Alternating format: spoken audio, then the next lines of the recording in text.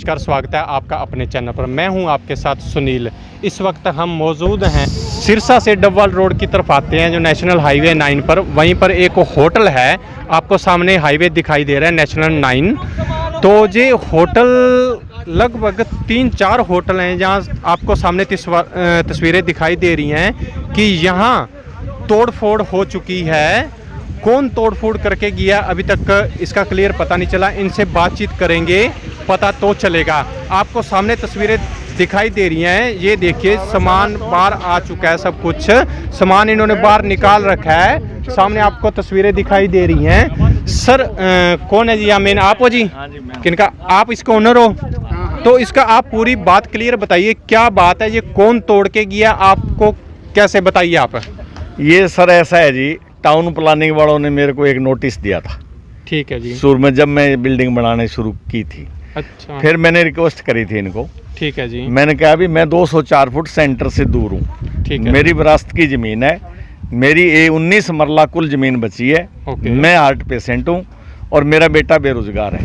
मैं बैंक से कर्ज लेके मेरा रोटी रोजगार और मेरे बच्चे की रहस कर रहा हूँ यहाँ पे। ठीक है जी। हाँ जी। तो उसने थोड़ा मोटा अपना सामान जचा लिया, ढाबा टाइप बना दिया। ठीक है जी।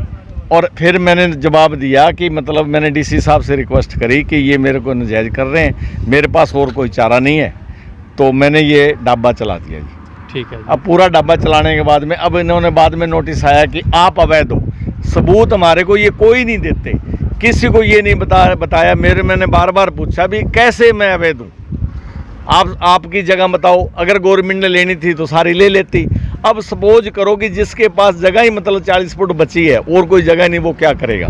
फिर मेरे बगल में जब सरकार ने बनाया, ये सड़क बनाई, तो मेरे बगल में उनके मकान तोड़े और उन्होंने को पैसे दे के और बिल्कुल टच में मकान बना लिए, लेंटर लगे हुए हैं। उनके साथ तो कोई बात नहीं है। और अब आए मेरे 204 फुट दूर मेरी बिल्डिंग तोड़ के मेरा 30 लाख रुपए का जो सामान था वो सारा बीच में दबा दिया। रिक्वेस्ट करने के बाद में मैडम थी कोई, मैंने मैडम को कहा भी मैडम आप कोई प्रूफ दीजिए।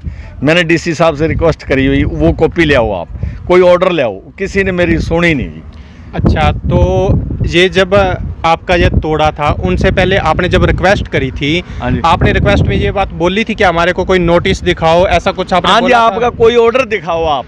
वो बोले उनसे पूछो, वो कहता उनसे पूछो, वो कहता उनसे पूछो। पीछे से ऐसे इशारा कर रही थी तोड़ो तोड़ो। तो आपका लगभग कितना नुकसान हो चुका है? मेरा कम से कम भी जी 40 लाख का नुकसान हो चुका है। 80,000 रुपये मेरा था यहाँ पे एक नगद का, वो मेरा मतलब किराया लगाने के लिए मैंने रखा हुआ था। ठीक है जी। मिट्टी उठा रहे हैं मेरे खेत में, बराबर कर रहे हैं उसके लिए, और वो मेरा पैसे दब गए। तो वो 80,000 जो आपका दबा है, वो आपने ढूंढा, मिला है या नहीं मिला? बिल्कुल ढूंढा जी, मैंने सारे ढूंढा, पता नहीं कहाँ, क्या पता गिराने के बाद में वो पुलिस वाले चक ले गए। लेकिन मैं इस पे मैडम पे कार्रवाई करना चाहता हूँ। इसका मेरा जो जितना भी हर्जाना है, मेरा 40 लाख का नुकसान है और मैं दोबारा बनाऊंगा। कम से कम भी 70-80 लाख रुपए का इन पर मैं क्लेम डालना चाहता हूँ। तो आप उस मैडम पर क्या कार्रवाई करना चाहते हो? मैं तो कहता हूं जी, ये मैडम मेरा खर्चा दे और उसको तुरंत कार्रवाई हो, उसको सजा हो। ऐसा तो मैंने कभी देखा ही नहीं। इस चीज में साथ। हाँ, ये अच्छा, देखो तो ड्राइवर लोग हैं हमारे। कार्रवाई किस चीज की करना चाहते हो कि आपको पहले नोटिस नहीं दिया? हाँ जी। या कुछ ऐसा किस बेस पे? नहीं जी, मेरे कहने का मतलब ये था भी इन्होंने मेरे को ना तो आज कोई सबूत लेके आए। ठीक है भाई, ये हमारे पास पावर है तोड़ने की। ठीक है जी। और ना इन्होंने हमारी कोई बात मानी।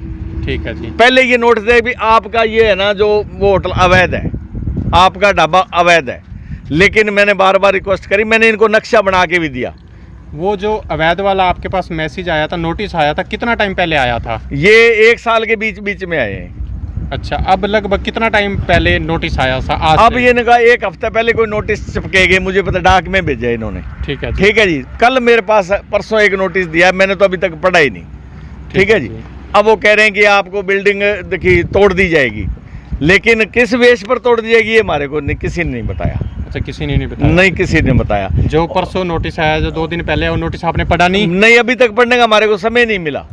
ठीक है। 2 दिनों की बात है जी, और 2 दिनों में ये आए, इन्होंने मेरा टोटल सामान बीच में दबा दिया। पंखा, बिजली, फ्रिज सब टोटल, मेज, कुर्सी, सब बर्तन मेरे कम से कम 2 लाख के तो मेरे बर्तन थे जी।